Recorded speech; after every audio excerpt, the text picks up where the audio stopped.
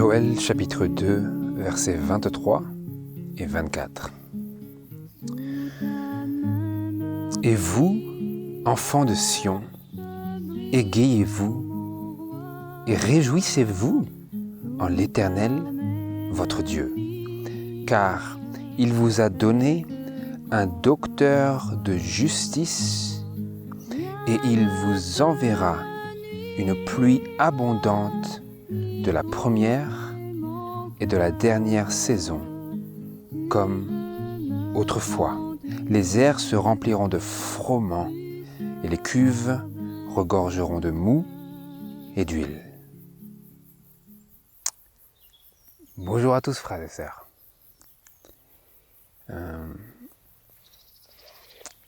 Sabbat dernier, plutôt la dernière méditation qui fut enregistrée, nous avons contemplé le sujet de la pluie de l'arrière-saison et comment comprendre la pluie de l'arrière-saison. À la différence de celle de la première saison, nous avons compris que c'était un symbole que Dieu a donné pour parler de cette effusion extraordinaire de la grâce spirituelle à la fin des temps. La pluie de l'arrière-saison sera ce qui portera le peuple de Dieu à une pleine maturité, tout comme la pluie de l'arrière-saison en Orient était précisément cela pour les grandes cultures, notamment le froment, le blé, toutes ces céréales qui étaient amenées à leur pleine maturité grâce et à travers ces dernières pluies de la saison, qu'on en appelle donc pluie de l'arrière-saison. Les dernières pluies de la saison avant que nous arrivions dans l'automne et la fin de cette période durant laquelle seul il est possible de faire produire à la terre son fruit. Donc nous avons contemplé les réalités bibliques par lesquelles un fondement de compréhension, de juste compréhension de ce sujet peut être posé. Je vous réfère donc à cette méditation dans laquelle nous avons exploré cette base biblique de juste compréhension de ce sujet de la pluie de l'arrière-saison. Et nous avons aussi exploré brièvement, quoique dans une certaine mesure en détail, comment cette pluie de l'arrière-saison s'est manifestée de manière tout à fait réelle lors de la présentation du message de 1888 par A.T. Jones, Alonzo Trevor Jones et Elliott G.J. Waggoner.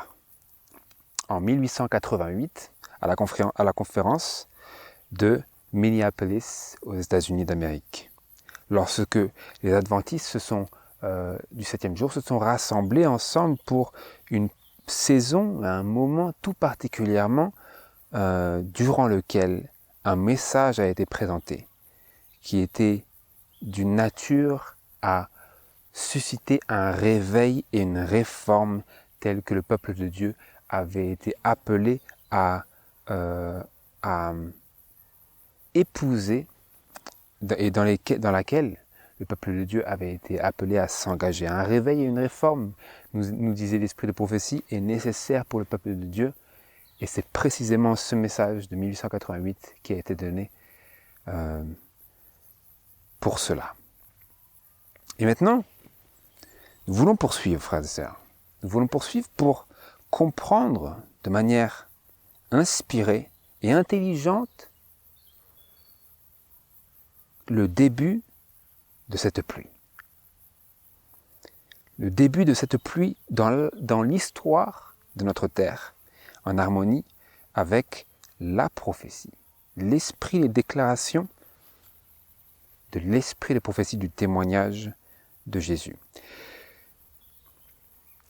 J'attire votre attention vers les paroles de Joël chapitre 2, verset 23, où nous lisons, je le relis, nous le relisons, « Et vous, enfants de Sion, égayez-vous et réjouissez-vous en l'Éternel, votre Dieu, car, et là je lis tel que c'est écrit dans la Bible Vigouroux en français, car il vous a donné un docteur de justice Et, je lis maintenant dans la Bible King James, et il vous enverra une pluie abondante de la première et de la dernière saison, comme autrefois. Il vous a donné un docteur de justice. Dans la Bible Osterwald, il est écrit « Car il vous donne la pluie de la première saison dans une juste mesure », ce qui est également le cas dans la Bible King James. Seulement, dans la note de marge de la Bible King James, il est écrit littéralement « Il vous a envoyé un docteur de justice selon la justice ». Et la Bible Sassi nous dit « Il vous a donné un maître qui vous enseignera la justice ». Et donc, cette promesse de Joël est précisément pour les derniers jours, comme on peut le voir dans les versets 28, versets 28 à 31, où nous lisons « Et il arrivera après ces choses que je répandrai mon esprit sur toute chair, vos fils et vos filles prophétiseront, vos vieillards auront des songes et vos jeunes gens des visions. Et même sur les serviteurs et sur les servantes en ces jours-là, je répandrai mon esprit. Et je ferai des prodiges dans les cieux et sur la terre, du sang, du feu et des colonnes de fumée. Le soleil sera changé en ténèbres et la lune en sang avant que le grand et terrible jour de l'Éternel vienne. » Donc nous connaissons ces signes du verset 31 où le soleil a été changé en ténèbres. Je crois que si je ne m'abuse que c'était en 1780, lorsque aux États-Unis et dans d'autres pays à travers le monde, il y a eu une pénombre telle qu'il ne pouvait être comparée que à cette plaie qui était tombée sur l'Égypte, dans ces 10 plaies dont l'Égypte a souffert. Et ça, c'était l'accomplissement de cette prophétie, tout particulièrement qui est aussi répétée dans l'Apocalypse. Et la lune a été changée en sang, c'était parallèle à cet événement, avant que le grand et le terrible jour de l'Éternel vienne. Des prodiges dans les cieux et sur la terre, nous avons aussi cette pluie d'étoiles, comme elle était souvent appelée, qui s'est produite en 1833, notamment aux États-Unis d'Amérique, ainsi que dans d'autres endroits, elle a été visible. Cette pluie d'étoiles, qui semblait venir d'un seul endroit et se diriger tout autour de la terre. Des prodiges dans les cieux et sur la terre, du sang, du feu et des colonnes de fumée. Des colonnes de fumée. Où est-ce que nous avons vu cela? N'est-ce pas? Dans les événements tragiques de Nagasaki et Hiroshima. Donc vous voyez, frères et sœurs, que précisément ces versets ont trait à la fin, ont trait à la période précédant à peine le début du temps de la fin qui a commencé en 1798, et ensuite nous amène jusqu'à la Seconde Guerre mondiale et au-delà, jusqu'au grand et terrible jour de l'Éternel. Donc il s'agit ici de la dernière période du temps de la fin, pendant laquelle Dieu a prédit et promis qu'il ferait venir sur son peuple fils et filles, vieillards, jeunes gens, des visions, des prophéties et l'effusion de son esprit. Et donc c'est pour cela que nous, en tant qu'adventistes du 7e jour, nous savons et nous demandons et nous attendons, ou du moins beaucoup attendent, l'accomplissement de ces prophéties claires et puissantes de la parole de Dieu. Mais j'ai envie d'attirer votre attention vers un fait ici, auquel souvent l'attention n'est pas dirigée et qui est souvent ignoré ou négligé, à savoir que lié à cette promesse d'une effusion toute particulière de la grâce de Dieu dans les derniers jours, lié à cette promesse, lié à cette prophétie, est un principe sur la nature de l'effusion qui nous est donné ici. Dieu nous a donné un principe par lequel nous pouvons savoir à quoi nous attendre et reconnaître là où la prophétie s'est déjà réalisée. Pour que nous n'attendions pas quelque chose qui a déjà commencé. Parce que c'est précisément ce danger, ce travers-là dans lequel nous sommes en danger de sombrer, c'est d'attendre quelque chose dans le futur qui s'est déjà produit dans le passé ou qui est déjà en train de se produire dans notre temps présent. N'était-ce pas précisément le travers et le danger dans lequel ont plongé la première, les Juifs du temps de Christ? Ne s'attendaient-ils pas à ce que Jésus vienne en gloire, alors qu'il fallait d'abord qu'il vienne comme un homme de douleur? Et n'est-ce pas précisément à cause de cette interprétation erronée de la parole de Dieu qu'ils ont crucifié le Fils de Dieu? Vous voyez donc, frères et sœurs, combien il est impératif que nous ayons une juste compréhension de la parole de Dieu, que nous comprenions et recevions la parole de Dieu telle qu'il l'a voulu, telle qu'il l'a signifiée.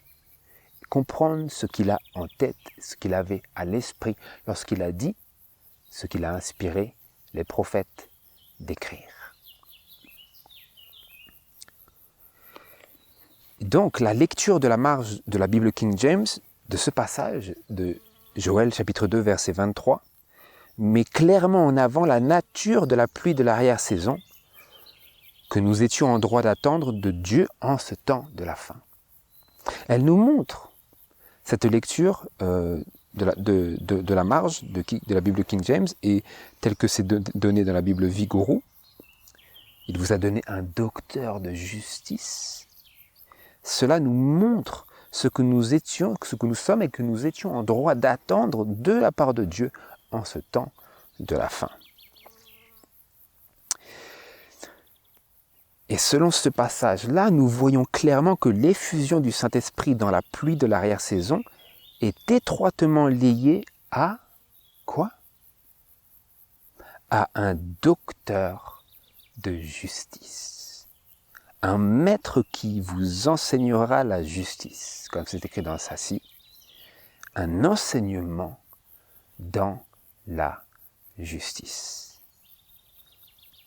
Cela est directement, étroitement lié à l'effusion du Saint-Esprit dans la pluie de l'arrière-saison. Ce serait un enseignement dans la justice.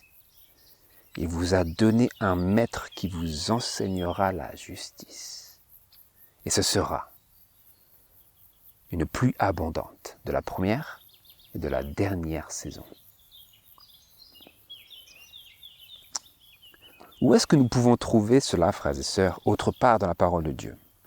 Pour bien vérifier, avoir au moins un deuxième témoin. Pour bien vérifier que ces choses sont ainsi.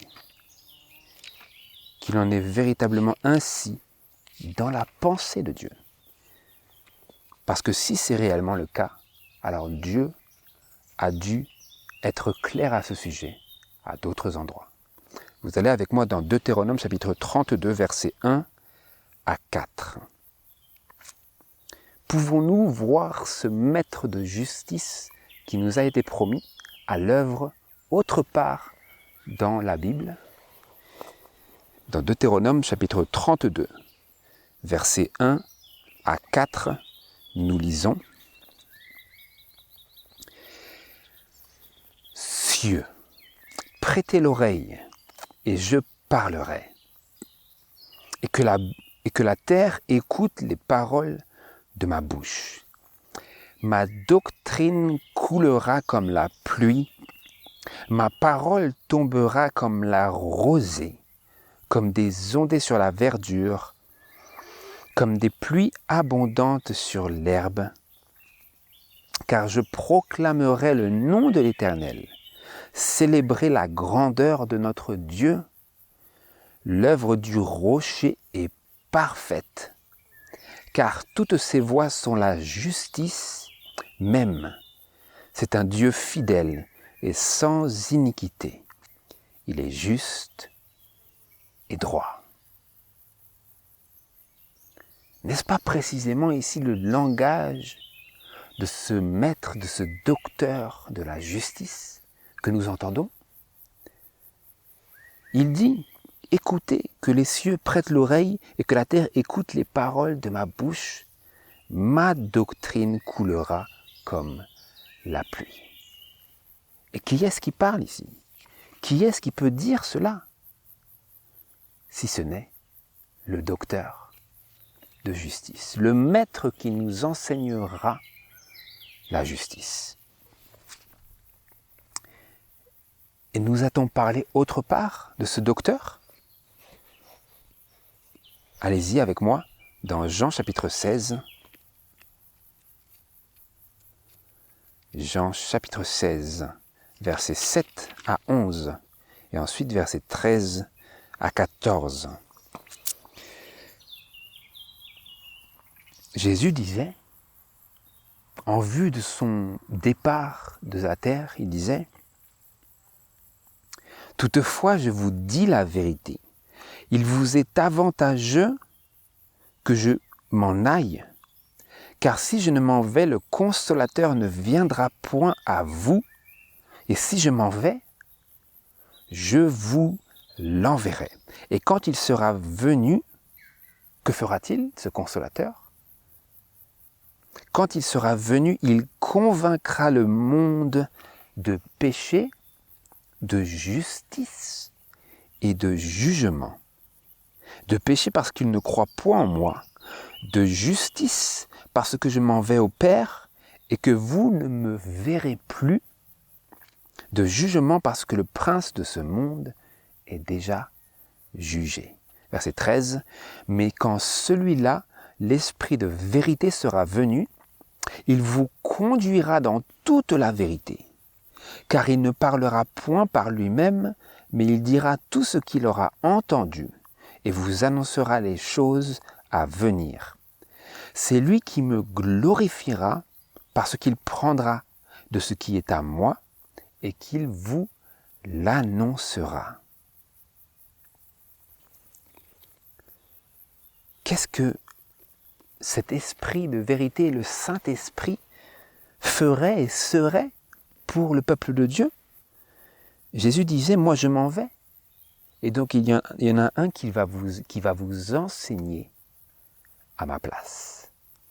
Et il ne vous enseignera pas quelque chose qui vient de son propre chef, parce qu'il est écrit au verset 13 que quand il sera venu, l'Esprit de vérité, il vous conduira dans toute la vérité, car il ne parlera point par lui-même, mais il dira tout ce qu'il aura entendu et vous annoncera les choses à venir. N'est-ce pas précisément ici le docteur de justice? Parce qu'il est écrit que quand il sera venu, il convaincra le monde de péché, de justice et de jugement. Et pourquoi convaincra-t-il le monde de justice? Parce que je m'en vais à mon Père et que vous ne me verrez plus.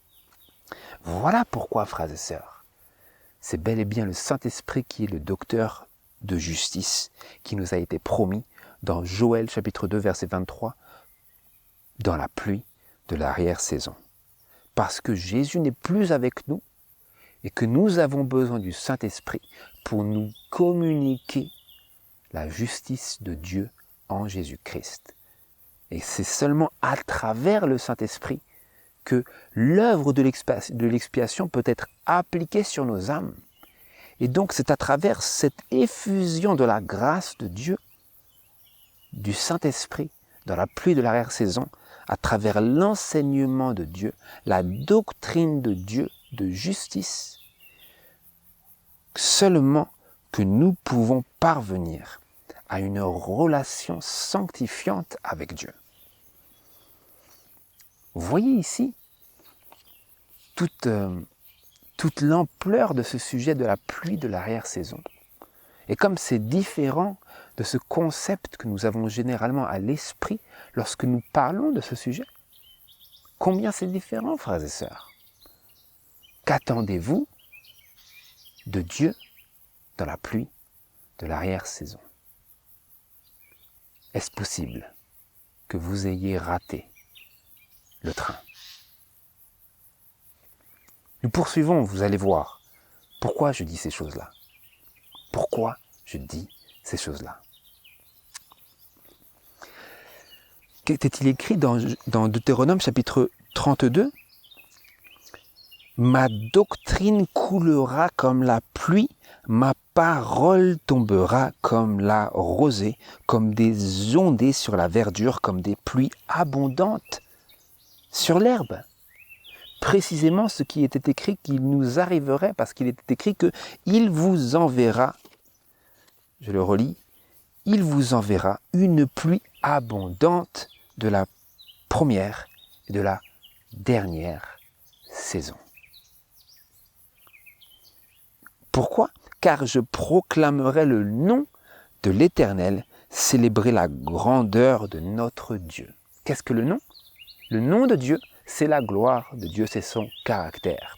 Et le Saint-Esprit seul pourra et peut nous communiquer et nous proclamer le nom de Dieu, pour que nous puissions imiter ce nom de Dieu, ce caractère de Dieu, pour qu'il puisse être dit de nous qu'ils ont le nom de leur Père en leur front. Comme c'est écrit dans Apocalypse chapitre 14, au sujet des 144 000. Comment seuls peuvent-ils arriver à cette condition de l'âme, du cœur et de l'esprit et de la pensée, qu'ils puissent être écrits à leur sujet, que le nom du Père est écrit en leur front?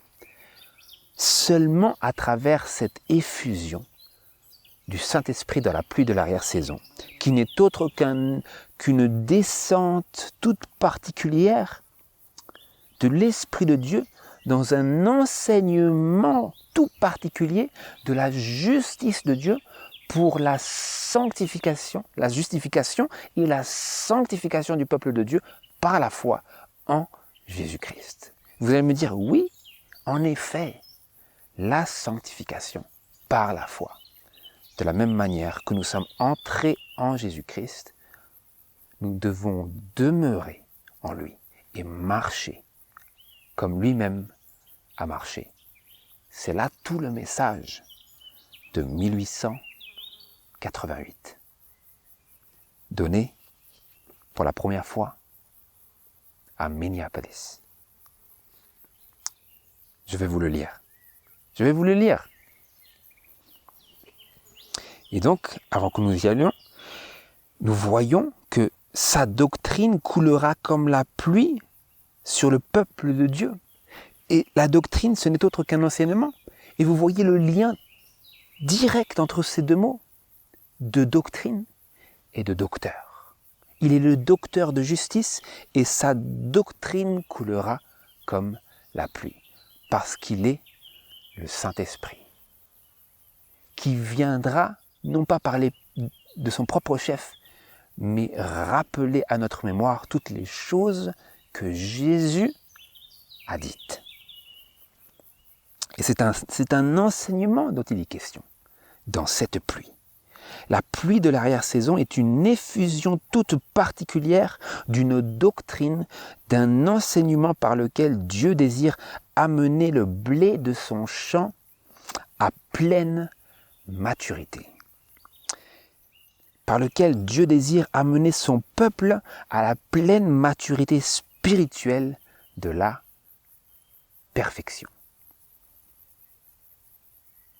Et donc, frères et sœurs, je vous pose la question, cette pluie a-t-elle commencé? Lisez avec moi dans Événements des derniers jours. Événements des derniers jours, à la page 151 et au paragraphe 2 et 3, nous lisons les paroles suivantes du témoignage de Jésus, où nous apprenons quelque chose par rapport à cette pluie.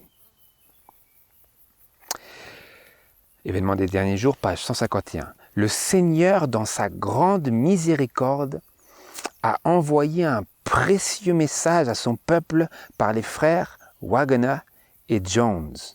Ce message avait pour but d'exalter devant le monde le Sauveur crucifié, le sacrifice pour les péchés du monde entier. Ce message présentait la justification par la foi dans la rançon. Il invitait les gens à recevoir la justice de Christ qui est rendue manifeste par l'obéissance à tous les commandements de Dieu. Beaucoup avaient perdu de vue Jésus. Il était question ici des adventistes. En 1888, le témoignage de Jésus nous disait que beaucoup avaient perdu de vue Jésus. Ils avaient besoin que l'on dirige leur regard vers sa divine personne, ses mérites et son amour immuable pour la famille humaine. Tout pouvoir a été remis entre ses mains afin qu'il puisse faire de riches dons aux hommes, accordant le don inestimable de sa propre justice à l'être humain désespéré. Tel est le message que Dieu a commandé de donner au monde. C'est le message du troisième ange qui doit être proclamé d'une voix forte et accompagné d'une large mesure du Saint-Esprit. Qu'est-ce que vous lisez ici? Qu'est-ce que vous comprenez? Est-ce que vous comprenez ce qui est signifié? Quel était ce message de 1888 qui présentait la justification par la foi et qui invitait les gens à recevoir la justice de Christ d'une manière réelle et concrète, cette justice qui est rendue manifeste par l'obéissance à tous les commandements de Dieu? Quel était ce message? C'est le message du troisième ange, nous disait-elle, mais pas que cela, qui doit être proclamé d'une voix forte et accompagné d'une large mesure du Saint-Esprit. Donc l'esprit de prophétie est ici en train de nous dire que, lié à l'effusion, la large effusion de l'esprit, du Saint-Esprit dans la pluie de la saison, lié à cela est un message. Et ce message, c'est le message de 1888. Pas simplement de la justification par la foi, mais qui invite les gens à recevoir la justice de Christ qui est rendue manifeste par l'obéissance à tous les commandements de Dieu. C'est un message complet de l'évangile éternel qui était annoncé dans le premier ange d'Apocalypse chapitre 14. Et j'aimerais vous lire ici, pour compléter cette déclaration, une déclaration que nous avions lue la dernière fois, que je n'ai pas mise ici, mais que je vais aller rechercher, au sujet de ce message du troisième ange qui doit être proclamé d'une voix forte, comme nous venons de le lire.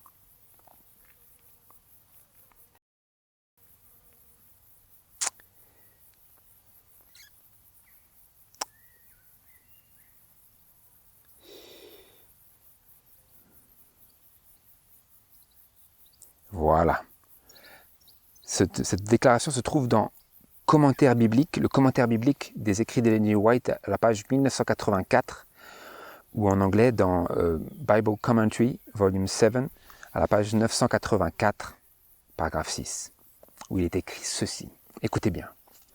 Le temps d'épreuve est imminent, ou littéralement juste sur nous, car le grand cri du troisième ange a déjà commencé dans la révélation de la justice de Christ, le Rédempteur qui pardonne les péchés. Ceci est le commencement de la lumière de l'ange dont la gloire remplira toute la terre. Qu'est-ce qui est le commencement? De quoi? De l'ange d'Apocalypse, chapitre 18. Ceci ce message de la révélation de la justice de Christ est le commencement du grand cri du troisième ange, à savoir le message de l'ange d'Apocalypse chapitre 18, versets 1 à 4. Voilà ce que l'esprit de prophétie nous annonçait en 1892, frères et sœurs. C'était le début, à Minneapolis, de la pluie de l'arrière-saison. Mais ce n'est pas que ça. C'était le début du grand cri du troisième ange. Et le synonyme de cela, c'est que c'était le début du quatrième ange d'Apocalypse, chapitre 18. Le grand cri du troisième ange, le temps d'épreuve est imminent, disait-elle, car le grand cri du troisième ange a déjà commencé dans la révélation de la justice de Christ, le Rédempteur qui pardonne le péché. Ceci est le commencement de la lumière de l'ange dont la gloire remplira toute la terre. Donc l'esprit de prophétie est ici en train de nous dire, sans l'ombre d'un doute, qu'en 1888, l'ange d'Apocalypse 18, le quatrième ange, a commencé, et comme nous allons le voir après, continuerait jusqu'à la dernière période de la réinitialisation des lois du dimanche qui avaient déjà été mises en place du temps d'A.T. Jones lorsqu'il alla affronter la loi Blair aux États-Unis.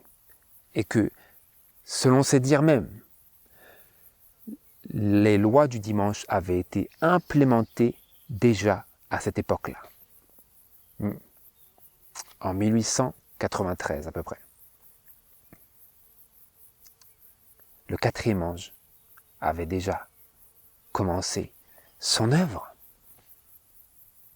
Qu'est-ce que nous attendons, frères et sœurs? Qu'est-ce que nous attendons? Avez-vous entendu des personnes qui disent que nous attendons le grand cri?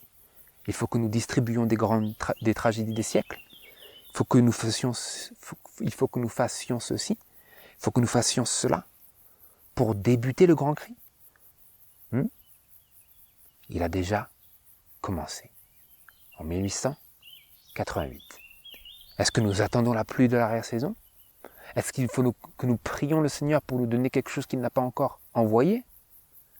Elle avait déjà commencé à cette époque-là. D'où ma question, se peut-il que nous ayons raté le train? Mais gardez cette question à l'esprit, frères et sœurs. Gardez-la bien à l'esprit pour que nous puissions y répondre intelligemment. Pour que nous puissions y répondre de manière intelligente, non pas en étant forcés par un quelconque être humain, mais en étant contraints par le raisonnement saint de Dieu. J'aimerais poursuivre ici par cette déclaration de Événements des derniers jours, à la page 151, paragraphe 1,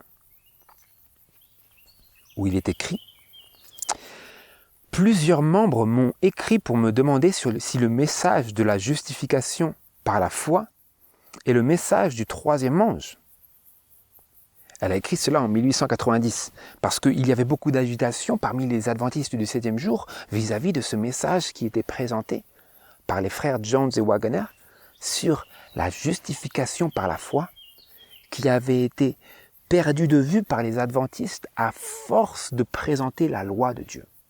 À force d'insister sur cette loi qui a été tant bafouée.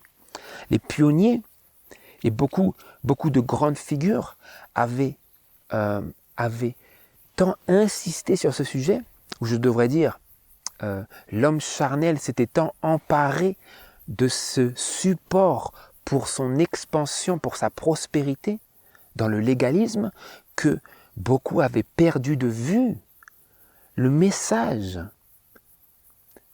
qui était revenu au peuple de Dieu dans des temps de la Réforme, avec les réformateurs, du temps de Luther, de Calvin, de Zwingli, de John Knox, toutes ces révélations de la justification par la foi qui étaient nées de la pénombre du Moyen-Âge, après cette obscurité que la papauté avait placée sur le vrai évangile. Mais bien les adventistes avaient perdu de vue cela. Ils s'étaient tant concentrés sur la loi qu'ils étaient devenus aussi asséchés que les collines de Gilboa, comme c'est écrit dans la parole de Dieu. Et comme l'esprit de prophétie d'ailleurs le déclare. Et donc c'est pour ça que les personnes étaient confuses, parce que les dirigeants ne savaient pas comment recevoir ce message, comme nous l'avons lu dans notre dernière méditation. Ils ne savaient pas comment recevoir le message de 1888. Et donc, c'est dans ce contexte que la question a été posée et qu'Ellen White disait, ici, sous l'esprit de l'inspiration de Dieu, « Plusieurs membres m'ont écrit pour me demander si le message de la justification par la foi est le message du troisième ange. » Et j'ai répondu, « C'est le message du troisième ange en vérité. » C'est le message, c'est celui-là. Et nous avons lu juste avant que c'était le commencement du grand cri de l'ange d'Apocalypse, chapitre 18, dont la lumière doit remplir la terre de toute sa gloire.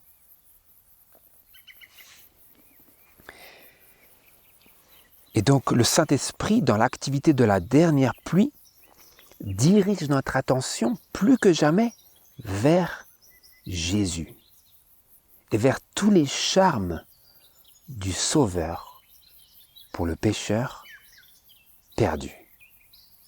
C'est cela qui a été amené à l'attention du peuple de Dieu. C'est que oui, nous avons besoin de garder les commandements de Dieu et nul n'entrera dans le royaume de Dieu qui aura foulé de ses pieds la loi de Dieu. Mais, nous avons besoin de Christ. Et le message qui était tout particulièrement clé, c'était que la loi, dont il est question dans le Galates chapitre 3, je crois que c'est verset 26, où il est écrit que la loi a été notre conducteur pour nous mener à Christ, afin que nous soyons justifiés par la foi. Cette loi-là était présentée comme la loi morale des 10 commandements, et c'est ce qui passait très mal, de dire que la loi de Dieu crée un tel conflit en moi. Et c'est à travers ce message de 1888 que que le peuple de Dieu recevait une compréhension intelligente de ce que la connaissance de la loi fait en réalité dans l'homme charnel, l'homme naturel, à savoir qu'elle fait ressurgir et elle donne toute une nouvelle puissance au péché et aux inclinations au péché dans l'homme. Comme c'est écrit dans Romains chapitre 7. Vous voyez, les frères, notamment comme Uriah Smith, ne voulaient pas accepter que Romains chapitre 7 parlait de l'expérience de l'homme converti. Ils disaient non, ça c'est l'homme qui n'est pas converti, maintenant nous sommes convertis, nous n'avons pas ce conflit, ce terrible conflit par lequel la loi de Dieu est pour moi un conducteur pour m'amener à Christ, qui seul peut me donner le soulagement de la condamnation de la loi. Et ensuite, bien sûr, la compréhension s'amplifie en ce que, arrivant à Christ, Christ nous pointe ensuite vers la loi. Et lorsque nous revenons à la loi, ensuite la loi est de nouveau notre conducteur pour nous mener à Christ, de telle manière que la loi et l'évangile vont la main dans la main. Tel était réellement le message de 1888. Et j'ai envie maintenant de vous montrer, à la lumière de toutes les choses que je viens de vous partager, sur la réalité des événements qui se sont produits au sein du peuple de Dieu. J'ai envie de vous partager maintenant cette déclaration de l'esprit de prophétie qui vous montre précisément ce à quoi je viens de faire allusion brièvement ici, à savoir que la présentation de ce message a suscité un renouveau parmi le peuple de Dieu, mais a aussi créé des divisions. Je le lis, vous allez le voir que ça ne vient pas de mon esprit, mais que je le sors directement de l'esprit de prophétie. Vous le lisez dans Messages choisis, volume 2, à la page 113 et au paragraphe 3, où il est écrit ceci. Messages choisis, volume 2, page 113.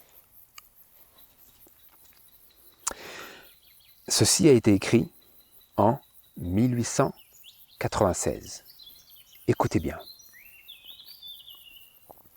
Une nouvelle vie descend du ciel et s'empare de tout le peuple de Dieu. Cependant, des divisions se produiront dans l'Église.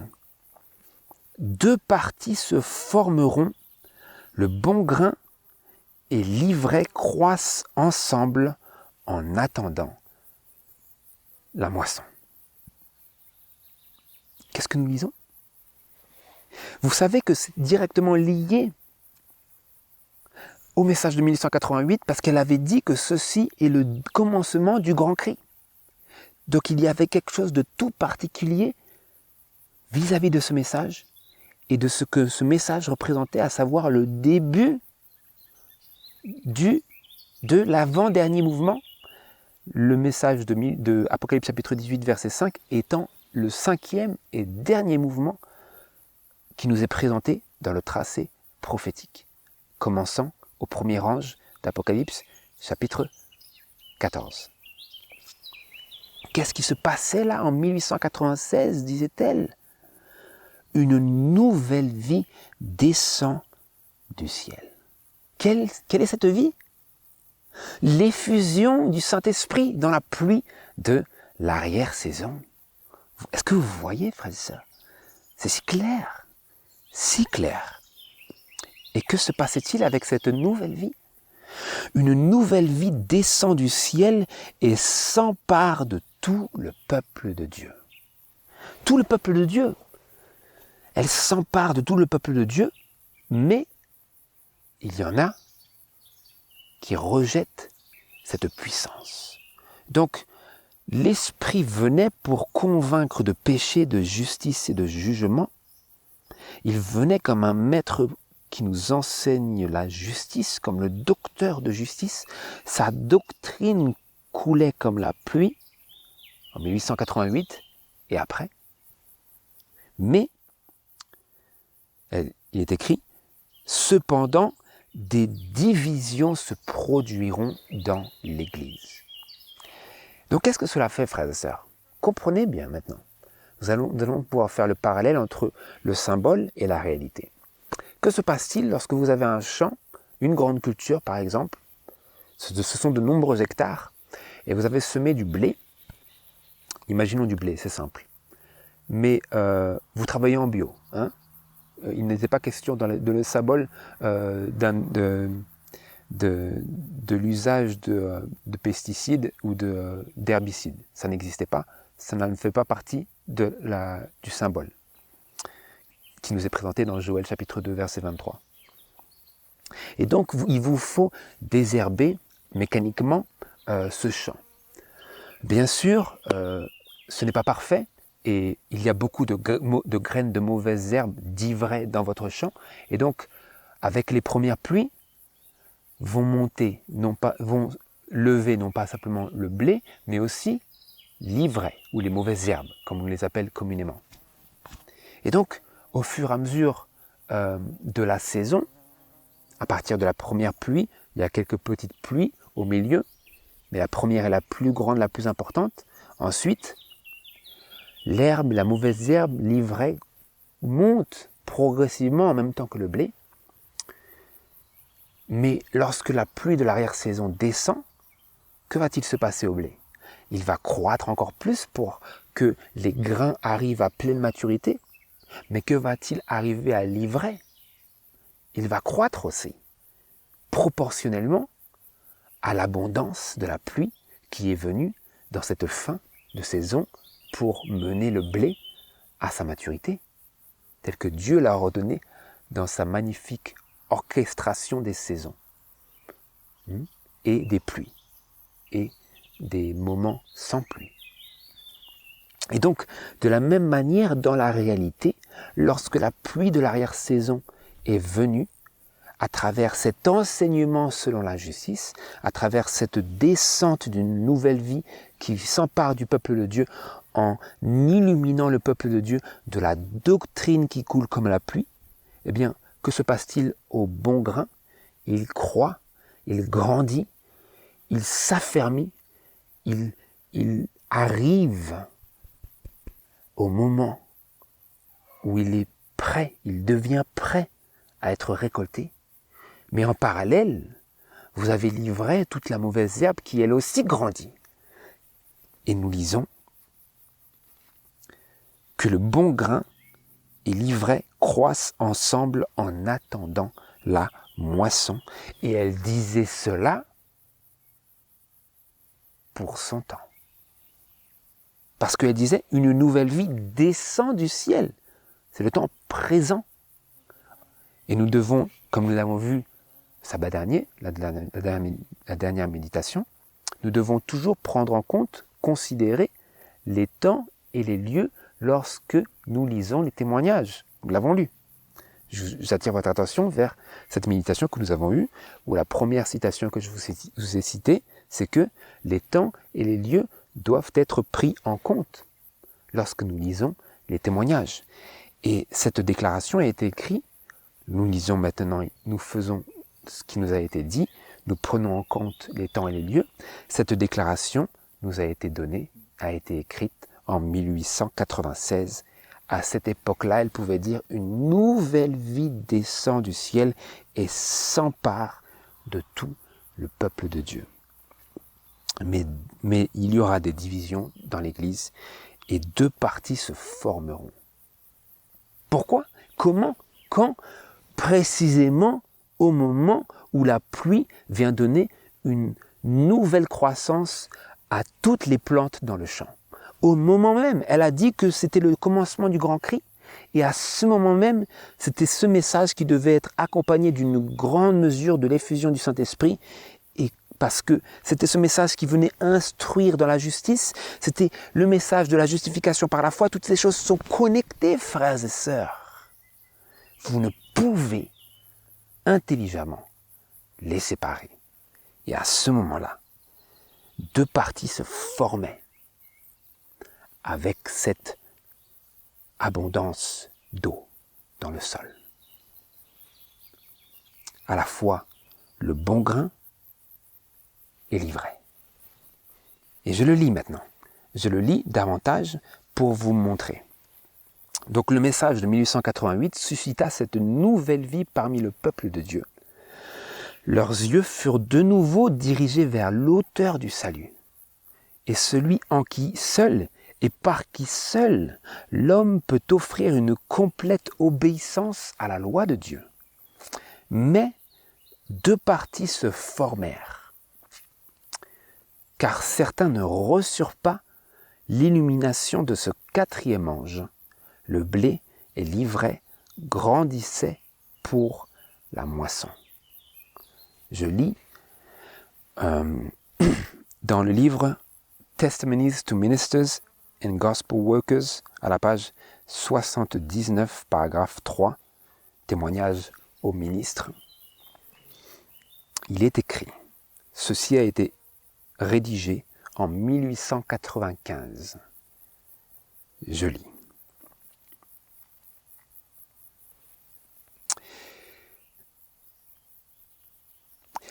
Les périls des derniers jours sont sur nous. Satan prend le contrôle de tout esprit qui ne se place pas résolument sous le contrôle de l'Esprit de Dieu. Certains ont nourri de la haine contre les hommes à qui Dieu a donné la charge de porter un message spécial au monde.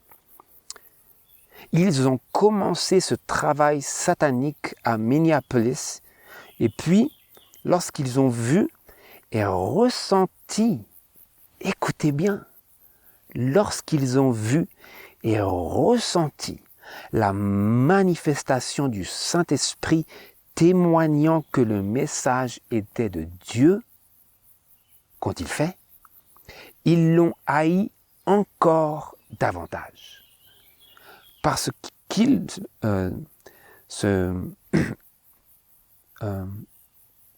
parce que ce message, parce qu'il rendait témoignage contre eux.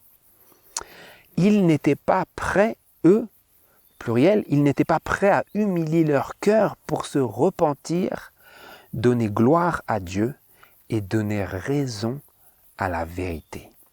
Ils ont persisté dans leur esprit, étant remplis d'envie, de jalousie et de mauvais soupçons, comme l'avaient été les Juifs. Ils ont ouvert leur cœur à l'ennemi de Dieu et de l'homme, et pourtant, ces hommes-là ont occupé des postes de confiance et ont façonné l'œuvre autant qu'ils le pouvaient à leur propre image.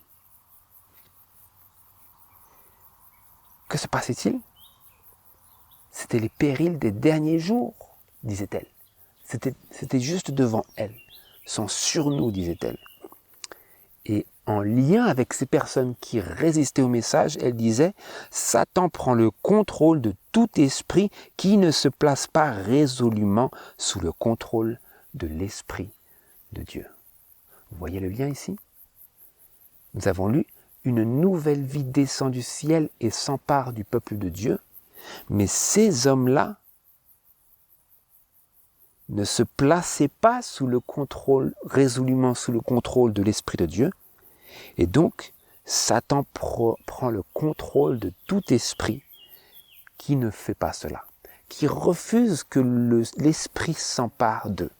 Ils ne voulaient pas, car nous lisons à leur sujet que certains ont nourri de la haine contre les hommes à qui Dieu a donné la charge de porter un message spécial au monde. Qui étaient ces hommes? A.T. Jones et E.J. Waggoner. Ils avaient nourri de la haine contre eux. Que lisons-nous de plus? Ils ont commencé ce travail satanique à Minneapolis. Ce travail quoi? Satanique. Pourquoi? Parce qu'ils ne voulaient pas que l'esprit s'empare d'eux, et donc ils se sont placés sous le joug d'un autre maître. Et ils ont commencé un travail satanique, à savoir de nourrir de la haine contre les messagers du Seigneur. À Minneapolis, en 1888, lorsque Dieu voulait répandre l'effusion extraordinaire de sa grâce dans une mesure sans précédent. Précisément de la même manière que le diable a fonctionné du temps de Christ à son premier avènement. Là, à Minneapolis, il a fonctionné pareillement en travaillant sur les cœurs pour qu'ils rejettent le message du Seigneur et ses messagers. Et je le relis, puis lorsqu'ils ont vu et ressenti la manifestation du Saint-Esprit témoignant que le message était de Dieu, ils ont fait quoi? Se sont soumis à Dieu? Non, ils l'ont haï encore davantage. Exactement comme les Juifs du temps de Christ. Vous voyez comme les choses se répètent? Les dirigeants étaient en train de repousser celui qu'ils professaient servir et aimer. Ils disaient, nous ne voulons pas de ce message. Ils haïssaient les messagers que Dieu avait envoyés. Que Dieu avait envoyés avec un message spécial au monde. Et donc c'est pour ça qu'il est écrit qu'ils ont persisté dans leur esprit, étant remplis d'envie, de jalousie et de mauvais soupçons, comme l'avaient été les Juifs. Et pourtant, ces hommes-là ont occupé des postes de confiance. Vous voyez précisément qu'il s'agit des hommes qui occupaient des postes de confiance dans le leadership de l'Église adventiste du 7e jour à la fin des années 1800 et allant vers le XXe siècle, le début. Donc ces hommes-là ne recevaient pas la pluie de l'arrière-saison qui était en train de se répandre sur le peuple de Dieu, alors qu'une nouvelle vie descendait du ciel. Et en rejetant le message de 1888, donné par Jones et Waggoner, ils rejetaient l'Esprit de Dieu, le docteur de justice, descendu dans une large mesure pour enseigner son peuple sur la justification et la sanctification par la foi en Christ. Ils rejetaient le message. Ils rejetaient le message et donc ils vérifiaient bien ce qu'il nous avait été dit au sujet de ce qui se passait, à savoir que des divisions se produiront dans l'Église, deux partis se formeront. Il y avait d'une part ceux dont l'Esprit de Dieu s'emparait, ceux qui recevaient la nouvelle vie descendant du ciel, cette doctrine qui coulait comme la pluie, et d'autre part ceux qui rejetaient le message, qui haïssaient les messagers que Dieu avait envoyés et qui résistaient au contrôle de l'Esprit de Dieu. Voilà ce qui s'est produit en 1888 et dans les années qui ont suivi cela. Et progressivement, lorsque nous avançons dans ces années-là, à partir de cette date clé, que se passe-t-il ? À quoi pouvons-nous nous attendre en vue des déclarations de l'Esprit de prophétie ? Des divisions se produiront dans l'Église, deux partis se formeront, ils se forment. Au début, la démarcation n'est pas forcément très claire, parce qu'ils sont dans le même corps ecclésiastique, même corps ecclésial, je crois. Et ensuite, le bon grain et l'ivraie croissent ensemble en attendant la moisson, en attendant une récolte.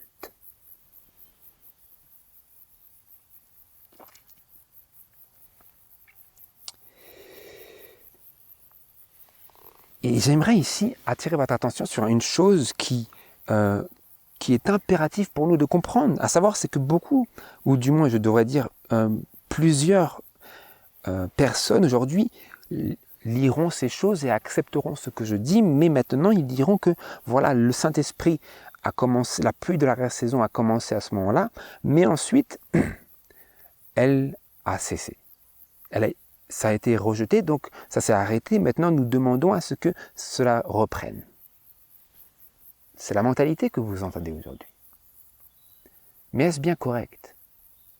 Je vais vous poser la question, frères et sœurs. Est-ce bien correct ? Est-ce en harmonie plutôt avec les déclarations du Seigneur ? Je relis. Juste après cette... nous sommes encore dans Message choisi, volume 2, page 113, paragraphe 3 et 114, paragraphe 1. Je relis le premier paragraphe pour le contexte. Et ensuite, j'aimerais qu'on se concentre tout particulièrement sur le deuxième paragraphe. Une nouvelle vie descend du ciel et s'empare de tout le peuple de Dieu. Cependant, des divisions se produiront dans l'Église, deux partis se formeront, le bon grain et l'ivraie croissent ensemble en attendant la moisson. Et que se passe-t-il après ? Y a-t-il une halte ? Y a-t-il une pause ? Y a-t-il un arrêt de cette effusion ? Parce que certains l'ont rejeté ? Voilà la réponse. Ce qui vient juste après. L'œuvre se fera en profondeur et avec toujours plus d'ardeur jusqu'à la fin du temps. Est-ce qu'il y aura une fluctuation dans l'ardeur de cette œuvre et elle changera-t-elle ensuite, plus tard? Non, nous lisons, l'œuvre se fera en profondeur, cette œuvre-là, cette nouvelle vie qui descend du ciel et qui s'empare du peuple de Dieu. L'œuvre se fera en profondeur et avec toujours plus d'ardeur jusqu'à la fin du temps. Jusqu'à la fin du temps, l'esprit de prophétie nous donnait de voir, prophétiquement parlant, que la pluie ne s'arrêterait pas. Prenez bien en compte ces choses-là, frères et sœurs. Vous avez besoin, non pas de faire correspondre les déclarations de l'esprit de prophétie à vos idées préconçues, mais de faire correspondre vos idées préconçues aux déclarations de l'esprit de prophétie. Et donc il se peut qu'il y ait quelque part que nous ayons raté quelque chose. Et donc c'est ça ma question. Avons-nous raté quelque chose? Parce qu'aujourd'hui, la grande majorité des adventistes aujourd'hui attendent quelque chose que l'esprit de prophétie nous a clairement dit a déjà commencé à cette époque-là et qui nous a été clairement annoncé comme une activité qui serait croissante et qui ne cesserait à croître en ardeur et en profondeur jusqu'à la fin du temps. À savoir que ça a commencé en 1888 et si en 1896, elle pouvait dire que cette œuvre se ferait en profondeur et avec toujours plus d'ardeur jusqu'à la fin du temps, et l'esprit de prophétie ne peut être dans l'erreur, parce que c'est le témoignage de Jésus, alors l'erreur demeure dans nos idées. C'est ça, frères et sœurs. L'erreur demeure dans nos théories, dans nos attentes, qui ne sont en réalité pas fondées dans l'inspiration. L'œuvre se fera en profondeur et avec toujours plus d'ardeur jusqu'à la fin du temps, et tous ceux qui sont ouvriers avec Dieu lutteront énergiquement pour la foi qui a été une fois donnée aux saints. Ils ne se laisseront pas détourner du message présent qui déjà illumine la terre de sa gloire. Une seule chose mérite qu'on se batte pour elle, la gloire de Dieu. Le rocher des siècles est le seul qui subsistera. La vérité telle qu'elle est en Jésus, voilà l'unique refuge en ces jours où prévaut l'erreur. 1896. L'œuvre se fera en profondeur et avec toujours plus d'ardeur jusqu'à la fin du temps.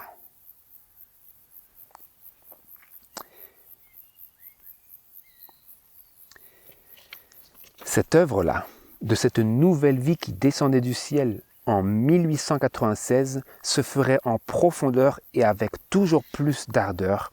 L'esprit de prophétie est clair que la pluie de l'arrière-saison, cette nouvelle vie qui s'emparerait alors du peuple de Dieu, ne s'arrêterait pas, mais irait croissante et de plus en plus en profondeur.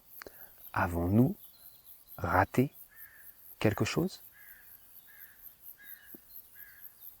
Et donc, pour répondre à cette question, je vous propose d'étudier dans notre prochaine rencontre d'avoir un examen intelligent de l'activité de la moisson dans la fin des temps, afin que nous puissions comprendre ce qui est signifié par ces mots-là: le bon grain et l'ivraie croissent ensemble en attendant la moisson. Et la compréhension juste et biblique et inspirée de cette déclaration-là nous permettra de comprendre l'ensemble du sujet de ces deux parties et de cette pluie de l'arrière-saison pour avoir la perspective prophétique que Dieu a et non pas que nous, dans notre entendement erroné, pouvons former.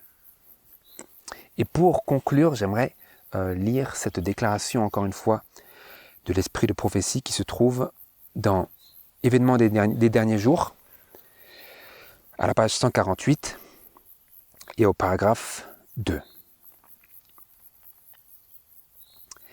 Nous pouvons être assurés que lorsque le Saint-Esprit est déversé, ceux qui n'ont pas su recevoir et apprécier la première pluie ne verront ni ne comprendront la valeur de la pluie de l'arrière-saison. Est-ce possible? Vous voyez ici que l'esprit de prophétie conditionne notre esprit à discerner qu'il se peut que si nous avons manqué d'apprécier la première pluie dans notre vie spirituelle, nous ne verrons ni ne comprendrons la valeur de la dernière pluie, de la pluie de l'arrière-saison. Et je continue dans Événements des derniers jours à la page 139, paragraphe 3. La pluie de l'arrière-saison qui mûrit la moisson du monde représente la grâce spirituelle qui prépare l'Église à la venue du Fils de l'homme. Mais à moins que la première pluie ne soit tombée, la semence demeurera sans vie, la jeune pousse verte ne se lèvera pas. Si les premières averses n'ont pas accompli leur œuvre, la pluie de l'arrière-saison ne peut amener aucune semence à la perfection. Donc cela vient bien vérifier ce que nous avons contemplé vis-à-vis du symbole et de la réalité, à savoir, et là c'est vers cela que l'esprit de prophétie attire notre attention, à savoir que notre appréciation et notre compréhension de la dernière pluie va dépendre totalement de notre appréciation et de notre réception de la première pluie. Il faut que la plante ait déjà commencé sa croissance pour qu'elle puisse être bénéficiée par la pluie de l'arrière-saison. Et ici, pour que nous nous en bénéficions, il faut que nous la voyions et que nous en comprenions la valeur. C'est cela qui est impliqué dans notre réception de la pluie de l'arrière-saison. Il faut que nous puissions la voir et comprendre sa valeur. Et pour cela, il faut que nous ayons marché dans la lumière que Dieu nous a donnée au préalable. Parce que si nous n'avons pas marché dans la lumière que Dieu nous a déjà donnée, nous serons dans l'incapacité de discerner, de comprendre et d'apprécier la valeur de cette nouvelle ondée, de cette nouvelle pluie, de cette nouvelle effusion du Saint-Esprit. Comme Jésus l'a dit, à celui qui est fidèle en peu sera fidèle dans beaucoup de choses. Et donc, Dieu ne nous confie pas plus de choses lorsque nous n'avons pas été fidèles, que nous n'avons pas ouvert nos cœurs dans leur totalité, aux premières choses, aux petites choses qu'il a présentées à nos yeux et à notre esprit. Et pour terminer, encore sur ce sujet, j'aimerais lire dans le livre « Vous recevrez une puissance » à la page 25, paragraphe 2. Plusieurs ne se sont pas préoccupés dans une grande mesure de recevoir la première pluie. Ils n'ont pas obtenu tous les bénéfices que Dieu leur avait préparés. Ils s'attendent à ce que le manque soit comblé par la dernière pluie. Quand la plus riche abondance de la grâce sera répandue, ils comptent ouvrir leur cœur à sa réception. Ils commettent une erreur terrible. L'œuvre que Dieu a commencée dans le cœur humain, en donnant sa lumière et sa connaissance, doit sans cesse être poursuivie. Chaque individu doit discerner son propre besoin. Le cœur doit être vidé de toute souillure et purifié pour être rempli de l'esprit. C'est par la confession et le renoncement au péché, par la prière fervente et la consécration d'eux-mêmes à Dieu que les premiers disciples se sont préparés à l'effusion du Saint-Esprit au jour de la Pentecôte, la même œuvre, mais à un degré plus élevé, doit s'accomplir aujourd'hui, disait-elle en son temps. Alors, l'agent humain n'avait qu'à demander la bénédiction et à s'attendre à ce que le Seigneur mène à la perfection l'œuvre qui le concernait. C'est Dieu qui a commencé le travail et il l'achèvera, rendant l'homme parfait en Jésus-Christ. Mais la grâce représentée par la première pluie ne doit pas être négligée. Seuls ceux qui vivent à la hauteur de la lumière reçue recevront une lumière encore plus grande. À moins d'avancer chaque jour dans la mise en pratique des vertus chrétiennes actives, nous ne reconnaîtrons pas la manifestation du Saint-Esprit dans la pluie de l'arrière-saison. Elle pourra tomber sur les cœurs tout autour de nous, mais nous ne la discernerons ni ne la recevrons. Vous avez saisi? Quelle est cette condition? À moins d'avancer chaque jour dans la mise en pratique des vertus chrétiennes actives, si nous ne faisons pas cela, nous ne reconnaîtrons pas la manifestation du Saint-Esprit dans la pluie de l'arrière-saison.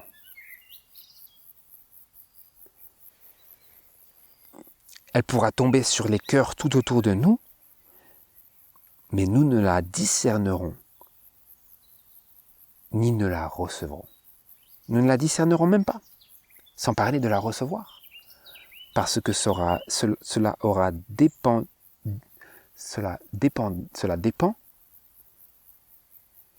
de notre mise en pratique journalière des vertus chrétiennes actives.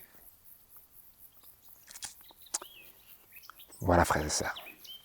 Puisse le Seigneur nourrir cette méditation et ouvrir nos esprits à davantage, au sujet notamment de la moisson et de ce à quoi nous pouvions et nous pouvons nous attendre dans l'accomplissement de cette activité-là. Puisse le Seigneur parler à nos cœurs et nous aider à comprendre que la pluie de l'arrière-saison a commencé à ce moment-là et qu'elle ne s'est jamais arrêtée. L'œuvre se poursuivrait et grandirait en profondeur et avec toujours plus d'ardeur jusqu'à la fin des temps. Puisse le Seigneur ouvrir notre entendement pour que nous puissions penser les pensées de Dieu après lui et enfin discerner ces choses qui auparavant nous étaient obscures. C'est ma prière. Que le Seigneur vous bénisse et encourage nos cœurs en vue des prochaines méditations et en vue des temps qui se préparent devant nous. C'est ma prière au nom de Jésus. Amen.